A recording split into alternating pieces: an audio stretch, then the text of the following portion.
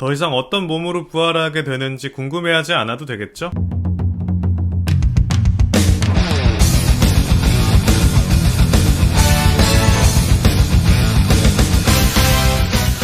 좋아, 잘 지내셨죠, 친구들? 지난 시간 우리는 죄의 용서에 대하여 부수어 보았죠? 7번 넘어져도 한 번 더 일어나는 것이 우리에게 중요하다. 그렇게 함께 하느님께 나아갔으면 좋겠습니다. 오늘은 11번째 고백이죠? 육신의 부활을 믿나이다를 부수어 보도록 하겠습니다. 교재 질문 번호는 58번부터 59번까지고요. 58번, 죽은 후에는 어떻게 되나요? 59번, 하늘나라에 가면 우리 몸은 사라지게 되나요? 하늘나라에는 나이가 많은 어르신들 밖에 없나요? 입니다. 그럼 얼른 부스러 가볼까요?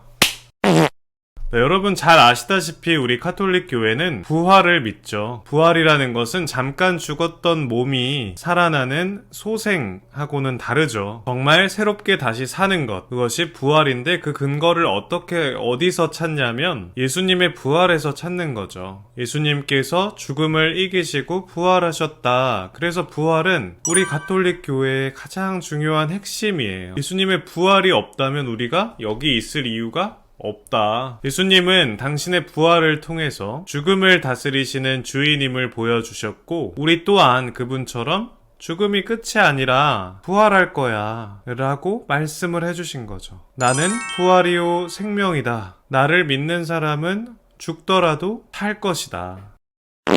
그런데 그냥 부활이 아니라 어떤 부활? 육신의 부활이다. 아니 근데 이미 돌아가신 분들은 우리 아시겠지만 육신이 이미 썩어 없어졌잖아요. 또 요즘에 화장하시는 분들도 계시고 그래서 도대체 육신의 부활이라고 할 때 아니 어떤 몸이냐는 거죠. 내가 가장 보기 좋았던 모습일지 아니면 내가 죽음을 맞이했던 순간의 모습일지 내가 제일 받아들이고 싶지 않은 모습일지 궁금하다는 거죠. 화장실은 가는지 코는 파는지 방귀는 끼는지 이런 것들이 궁금할 수 있다. 이런 질문에는 이렇게밖에 대답할 수가 없을 것 같아요. 육신의 부활이 어떻게 이루어질지 어떤 모습일지 우리는 아무도 모른다. 다만 마지막 날에 우리가 육신을 지닌 상태로 부활하리라는 것은 누가 보여주셨다? 예수님이 이미 보여주신 거라는 것이죠. 내 손과 내 발을 보아라. 바로 나다. 나를 만져보아라. 유령은 살과 뼈가 없지만 나는 너희도 보다시피 살과 뼈가 있다. 또 함께 음식을 드셨고 또 손으로 만져볼 수도 있었죠. 그러면서도 한편 늘 함께 지냈던 제자들마저도 한 번에 예수님을 알아보지 못하기도 하더라. 유령인 줄 알기도 하고. 이런 것을 생각해 볼 때, 그러니까 육신의 부활이라는 것은 우리의 특성은 여전히 지니고 있을 거라는 거. 하지만 변화된 상태로 말하자면 더 이상 고통과 죽음으로 괴로워할 필요가 없는 정말 새로운 영적인 몸이겠구나 생각할 수가 있는 것이죠.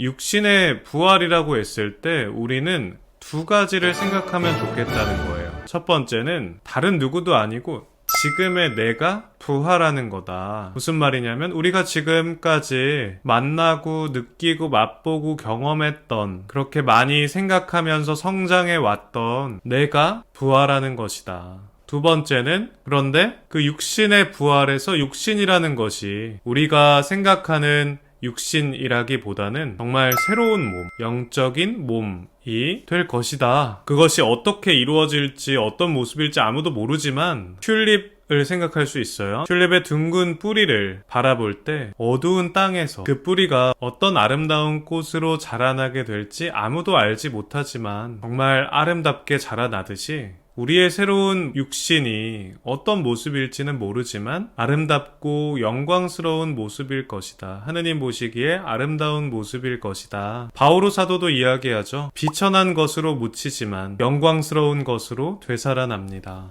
그러면 언제 이러한 일이 이루어지는가? 마지막 날이라는 거죠. 마지막 날 하면 우리 예전에 기억나시죠?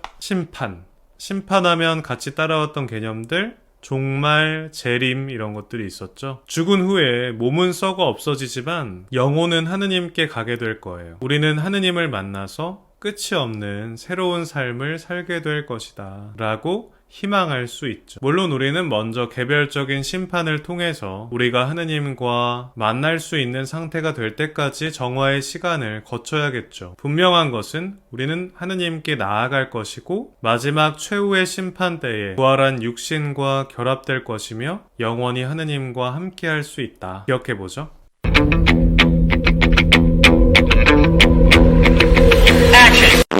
네, 오늘은 육신의 부활을 믿나이다 고백을 부수어 보았습니다. 예수님께서 부활하신 것처럼 우리도 부활할 것이고 그 부활은 우리의 온 삶이 부활하는 또 영적인 몸이 부활하는 육신의 부활일 것입니다. 더 이상 어떤 몸으로 부활하게 되는지 궁금해하지 않아도 되겠죠? 중요한 것은 우리는 마지막 날 부활할 것이고 영원히 하느님과 함께 있다는 점일 테니까요. 네, 여러분 이번 주 댓글 미션은 이것입니다. 바오로 사도는 성경에서 코린토 1서 15장 13절에서 14절, 19절에서 20절, 22절 이 부분에서 이렇게 말씀하십니다. 죽은 이들의 부활이 없다면 그리스도께서도 되살아나지 않으셨을 것입니다. 그리스도께서 되살아나지 않으셨다면 우리의 복음 선포도 헛되고 여러분의 믿음도 헛됩니다. 우리가 현세만을 위하여 그리스도께 희망을 걸고 있다면 우리는 모든 인간 가운데서 가장 불쌍한 사람일 것입니다. 그러나 이제 그리스도께서는 죽은 이들 가운데에서 되살아나셨습니다. 죽은 이들의 만물이 되셨습니다. 아담 안에서 모든 사람이 죽은 것과 같이 그리스도 안에서 모든 사람이 살아날 것입니다. 네, 여러분들 이 말씀을 마음에 새기면서 우리가 오늘 배운 11번째 고백, 육신의 부활을 믿는다는 것을 댓글에 적어주시는 것이 이번 주 댓글 미션입니다. 오랜만에 간단하죠? 그럼 여러분 오늘은 여기까지이며 다음 시간에는 사도신경의 마지막 고백이자 12번째 고백이죠. 영원한 삶을 믿는다는 것이 무엇인지 부수어 보도록 하겠습니다. 그럼 다음 시간에 만나요. 안녕.